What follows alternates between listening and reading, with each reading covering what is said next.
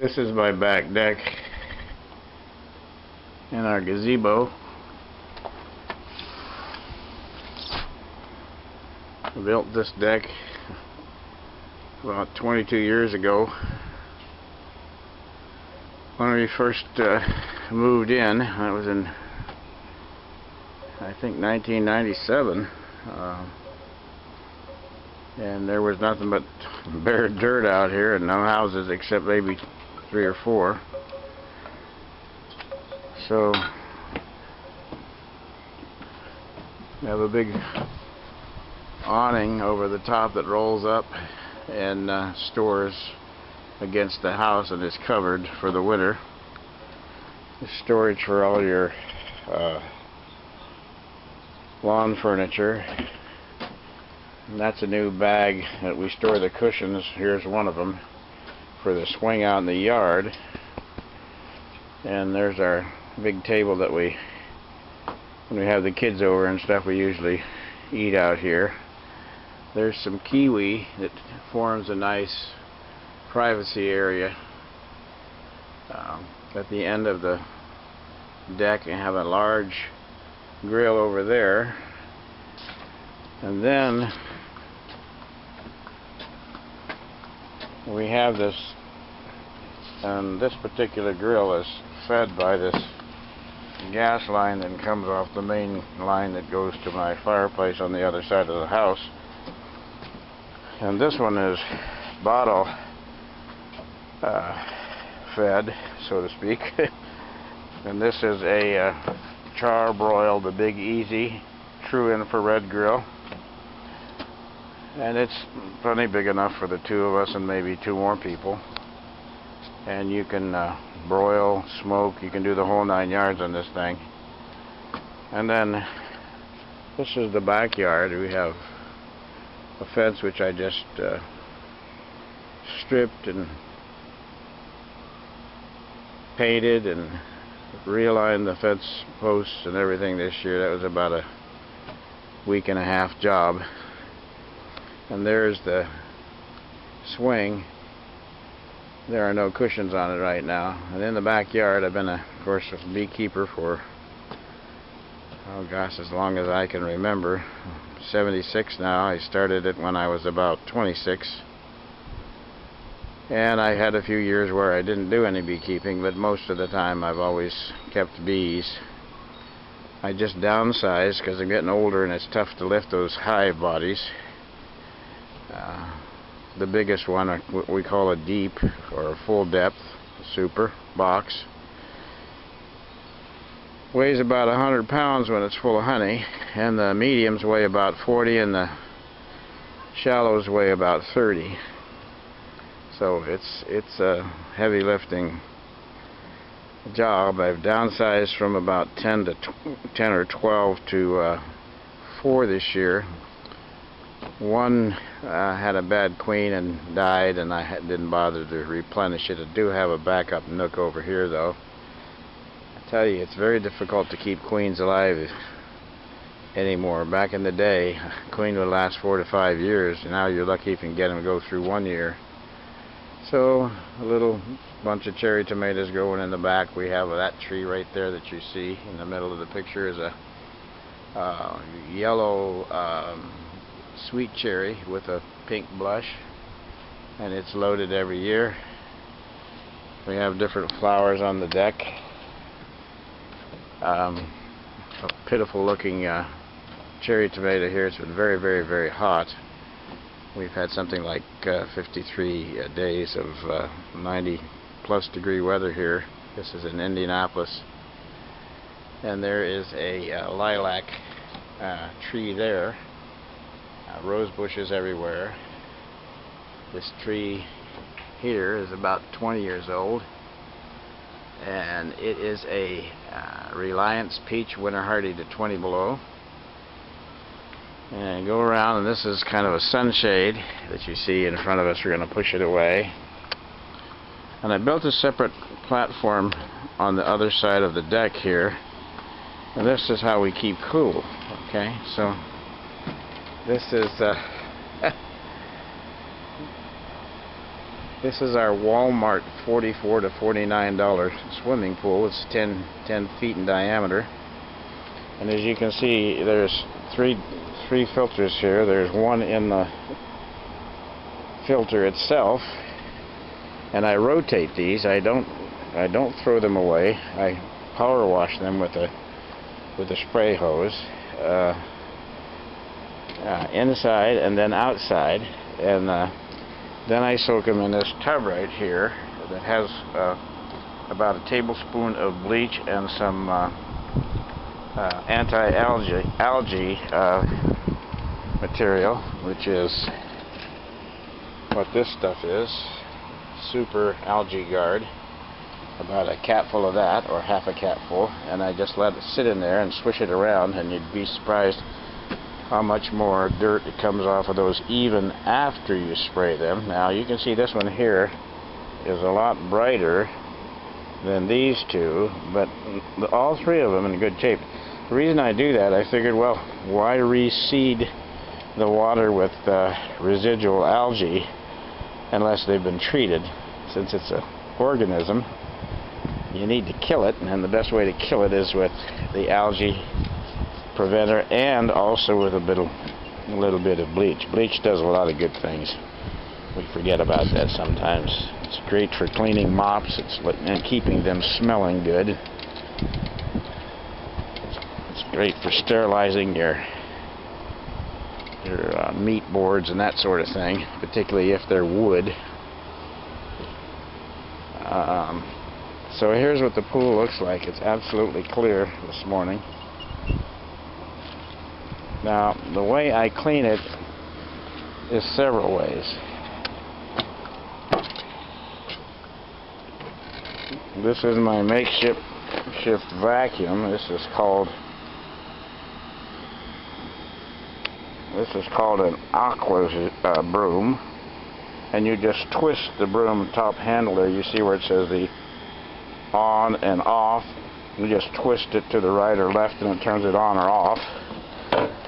And it has a little filter system on the bottom that you can take off, and that catches all the big debris. Then I have one of these real fine skimmers, which will hardly let the water through, and then I have this one, which is coarser, which I use just to take the bugs and stuff off the surface of the pool. Then I have my, pardon me, I have my test kit,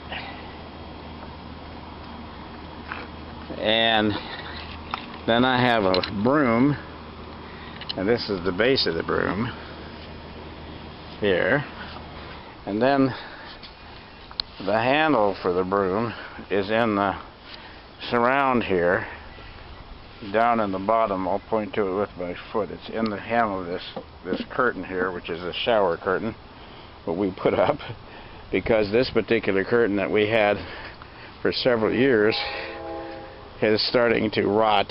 I would call it dry rot, sun rot. And then we have about a 20-foot hose, which is way longer than we need. But I'm going to show you what I did. You know, you're going to eventually get sedimentation, which is dirt from the air and right after rains and that sort of thing. And this is the normal end on this tube, okay? And it plugs into that broom that I just showed you that sucks all the fine particulate off the bottom of the pool, and of course that is going to go through the filter. Now, this Walmart pool was not designed to do that, so I had to do a little ad-lib, a little make-do. So on the other end, you can see, I'm getting the shade here, it's not so bright. See the transition here, so back off it a little. This is the same tube as the one end as I showed you on the other end of this tube, but then this piece here is a piece of plastic plumbing, and I cut the end of it off, and then it shoved it inside of this and wedged it. It's not glued or anything. And then the other end goes in to the skimmer on the Walmart pool. But the problem with the skimmer on the pool is that it has a fixed grate on it, if you will, which allows water to go through, but doesn't allow big leaves and things like that to go through. But you can't shove that in that hole, obviously, if that particular cover is on there, and it's not removable. So I took it out of the pool and sawed it off with a hacksaw, so that it's open now, just like the other end, which is the return. And the return has a diverter on it, which you can turn in different directions. I'll show you what it looks like, and you can pop it off, which is not like the skimmer. So here's the diverter, see? And that fits on the water coming back into the pool. So let me go around and show you what I'm talking about. Okay, so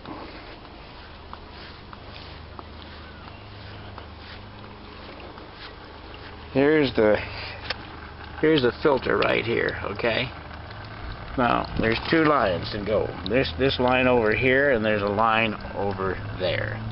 That line is the skimmer. That's water coming down to the filter here and going up this line and going back into the pool. So this deck is wired with about 6 outlets. So on this corner here, I just push this test, and that turns it off. Okay, when they come back here,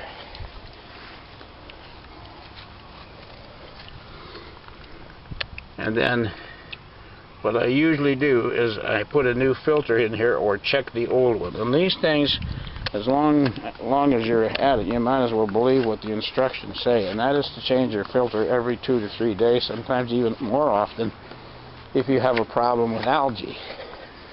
So let me see if I can find the plugs that I have to insert into those two holes, the return and the skimmer, so that I can show you how I change the filter.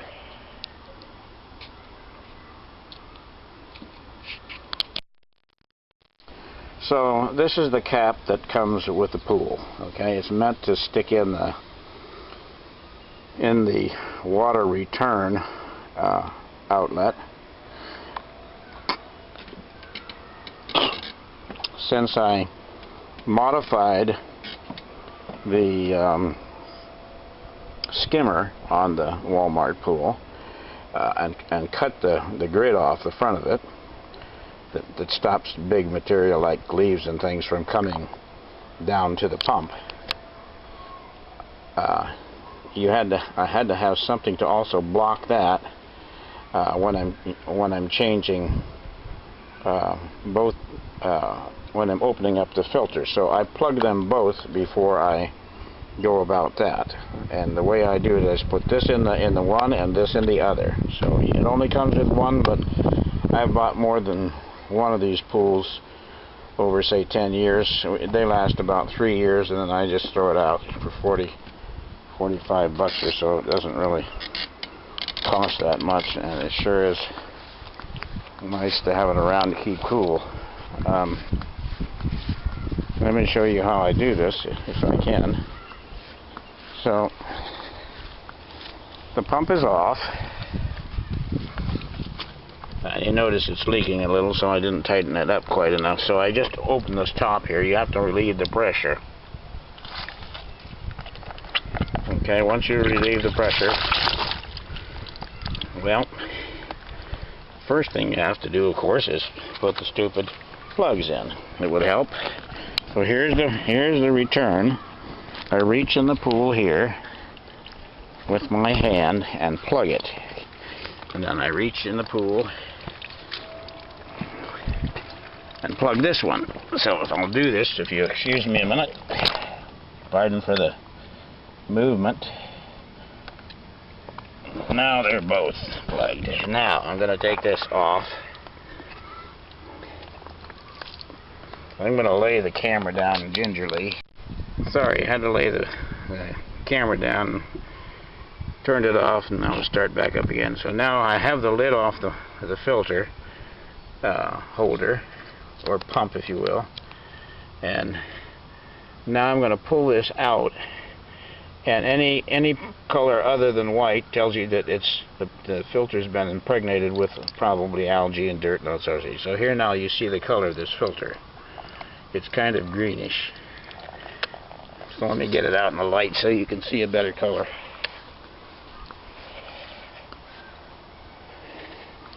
So I'll go around here, and just for the fun of it, we'll put it next to a filter that looks good.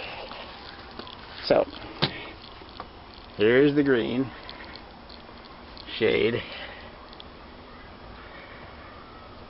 and here's the white. So now you see. And this is the smallest system that that Walmart makes in the pools that they sell for just general use, above ground pools. Now this pool has about 1,300 gallons of water. It's about 4 feet deep and like I said, 10 inches in diameter, so that makes it weigh in excess of 8 tons. So there's many supports underneath this deck that I built.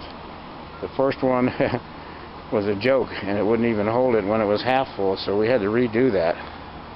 So now I'm going to take this new filter, okay, the one that I pre-treated with algicide and a little chlorine, and then I let it dry, and then I'm going to bring it over here and show you how I do this. So this water that's in here after you take the filter out is kind of dirty. So what I do is I carefully get up here without falling in the pool and take that plug out. When I do, the water will kind of boil out of here because it's coming, see, like that, and I just let it rinse out and get rid of all that crap. Then I move some out, and I take this nice clean filter, put it down in there, center it, and then use the palm of my hand to seat it, because it seats on a ring. And there's a rubber ring here that you want to be careful that when you wash this back, flush it like you just saw me do, that it doesn't wash that out of the position. If it does, just seat it back again, and then you put this back on. This is your cover.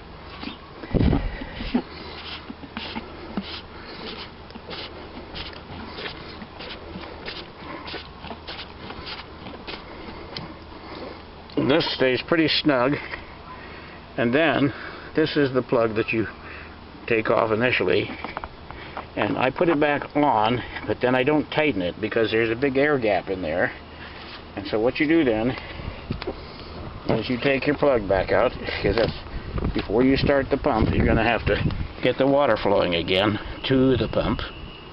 So the top one comes out, which is the skimmer. You see the water coming out of there with all the air. See it? And then the other one is opened up. So now I have the two plugs out. I'm going to tighten this down. I'm going to come over here and start it by hitting the reset. And initially you get just a tad of air with the water, and then it all solidifies and only water's pumped. And then you look here and you see some bubbles in the pool, and they disappear because then it becomes a solid flow of water through the pump from the skimmer all the way down through the filter and up over here and out and back into the pool. So now that's what it looks like when you change the filter. Then I come back over here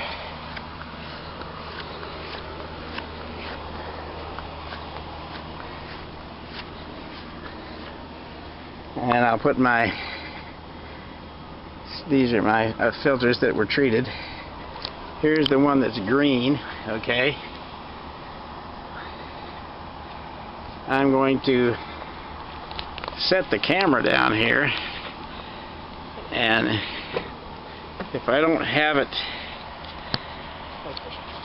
too far out of position, you might be able to see what I'm doing if I do it in the distance, kind of. So I'm going to see what kind of a view I have here. Yeah, so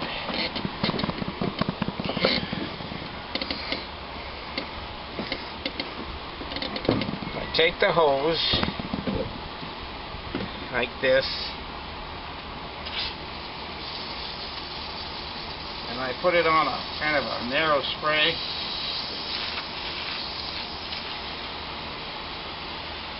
Kind of like this.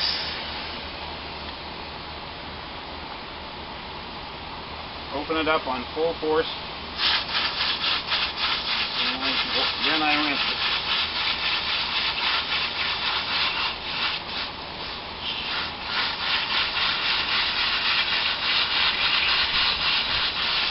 Go round and round and round until you get all the algae out. And go top to bottom, top to bottom, top to bottom.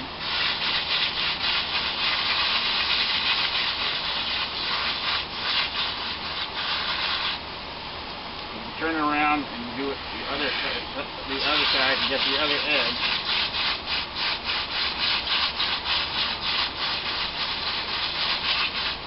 Then I go inside with the hose. Then I do the bottom all the way around. Then I switch it and do the bottom again on the other end. Switch it, rinsing from the inside out. Then I go over the whole thing one more time.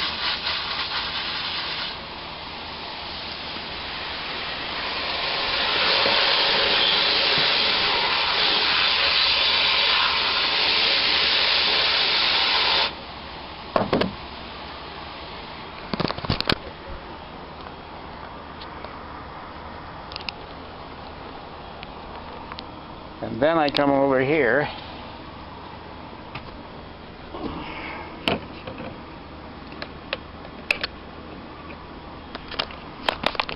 sorry for all the motion, I'm trying to do this with one hand.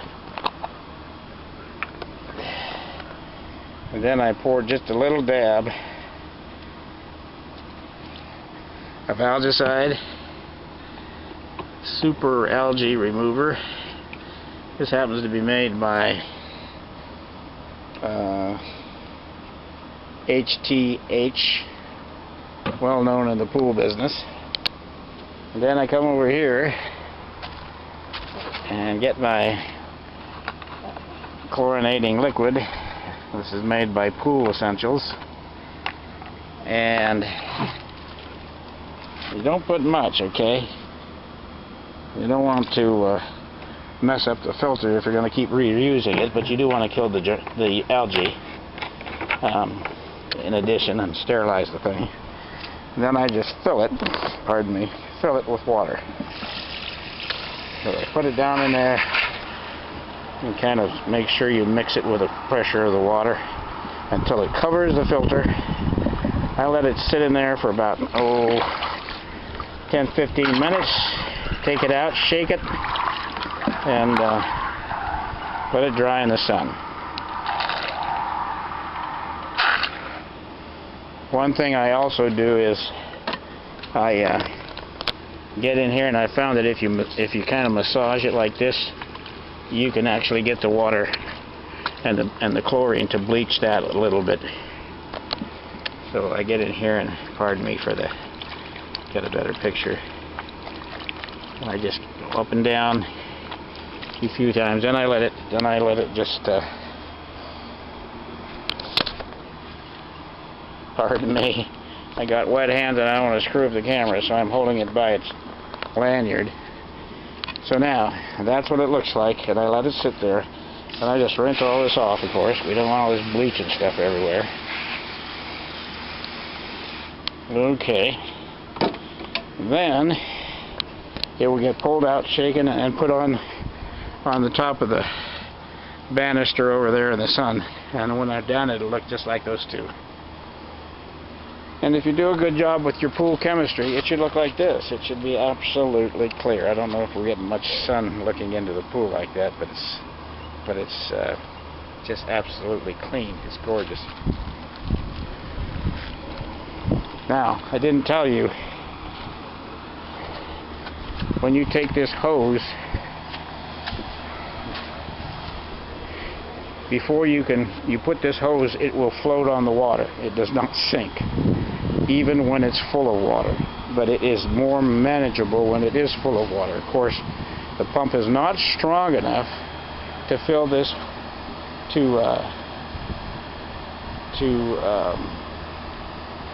suck the water through this thing, but it is strong enough to push it through. So what I do is, once this thing is in the pool, I connect it to the scrubber and the pole, which is, like I said, in here, and I'll show you what I mean when I say in here.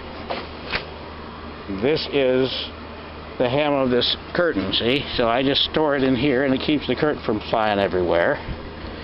Okay. So the scrubber, that pole attaches to this scrubber. Okay, see if I get out of the glare so I can see what I'm looking at. Okay. And then that hose connects to this, the one normal end, not the one I augmented and showed you earlier. And that goes in the pool and sits on the bottom, pole and all. Because I don't want that hose on the end, that end, to be open to the air. The other end I pull around and I wedge it in the now open skimmer. And what that does is it, with the pump on, and that pushes water through the entire hose, and the bubbles will flow out of the scrubber end. And when there's no more bubbles, then the whole tube is filled. Now, I hold the tube that I just filled with water after I pull it out of the skimmer. I hold it down below the water, never letting it get to the air again, and I move it over to the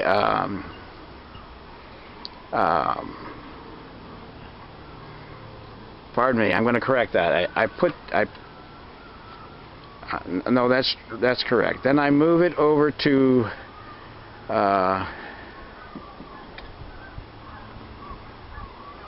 let me correct that. First of all, I didn't push it. You're going to push it into the skimmer to fill the tube, like I said. Then once you fill the tube, then no, that's wrong. Let me start over. Okay, you put the hose in the water. You connect it to the scrubber and the handle. You put those on the bottom of the pool. So now the hose and the scrubber and the handle are all submerged. So that takes care of one end, and it's all under the water. Now I need to fill the hose with water. So what I do then is I connect the end that I augmented with the additional piece of plastic. I push that into the return. That's the water coming into the pool, and that will push the water all the way through the tube. You'll see the air bubbling out the end where the scrubber is. When you no longer see any air, then the tube is filled. I pull it out then out of the return and move it over under the water to the skimmer, and that sucks. And I wedge it in that because it doesn't click or doesn't think. It's just a snug fit, and you make sure that you get it in there good and tight because you're going to be pulling on that line a little with the hose. So now we have the suction active because there's no air in the tube, only water. And what's happening now is everything that comes off of that broom or that scrubber that's connected to the pole on the bottom of the pool, you pick the handle up and then you start scrubbing the bottom of the pool gently. And what it does is it takes all that fine particulate, which is kind of a yellowish dirty color, off the pool. And you may have to change your filter several times once you broom the pool like this, because all that material that we're talking about has got a lot of dirt and algae and stuff in it, and that will plug up your filter. It will turn it green, just like the one I showed you, but even worse. So that's how I clean the pool, and that is the simplest, easiest way to do it. It takes probably about 10 to 15 minutes to do this entire pool. And I usually leave it in the bottom of the pool like I started. That's the scrubber and the handle, and I wedge after I disengage the tube from the skimmer, which has which is where it was originally located. I take the pool, that end that I disengaged from that, and I wedge it under the handle, which is submerged in the pool, and then I go back and change the filter. Then I stir the pool with this particular gadget right here, which is another form of skimmer, just to get the water circulating. Put a tad more chlorine in the pool. On this pool it only takes about half a cup, maybe quarter cup. And then when the water's moving, then I've changed the filter, and of course I let the pool go for 5 to 6 hours, so it's a half-day sediment recollection through a new filter. And then you do that several times depending upon how green the filters were and how much is left on the bottom of the pool after you stir it and it settles. That'll give you an idea, because I think this will change the water in the pool quite rapidly. And it's amazing how quickly that little filter will turn to green. So that's how it's done. If you have any further questions and it's not quite clear, shoot me a question and I'll shoot you an answer. So now I took this out of here, and I'm going to just shake it. And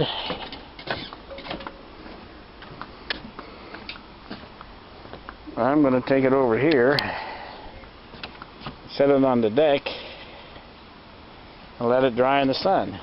Now, back here where I took it out of that tub, I hadn't really added a whole lot of chlorine to the pool. Now this has a little bit of chlorine in it, and it has some algicide, both of which can be used by the pool, especially this pool. It isn't going to hurt anything. So I pour that along the edge of the pool right here, and then I move it in the water with this, and then I let it work for me. So that's how it's done. Of course, then you test your chemistry to see that it's right. So I have chlorine, which I keep over here and out of the reach of kids, hopefully. And then I don't have any children here. They're all grown, and they're having kids, and the kids are having kids. So you've got an algicide, you got a clarifier, you've got a shock and swim, you've got a pH plus and a pH minus to alter your pH, and that's the basic chemistry for most pools. And these little pools, these containers here, probably go for 2 or 3 years. So it doesn't cost you much. It doesn't cost you much at all. We're not talking thousands of dollars for an in-ground pool or an above-ground pool.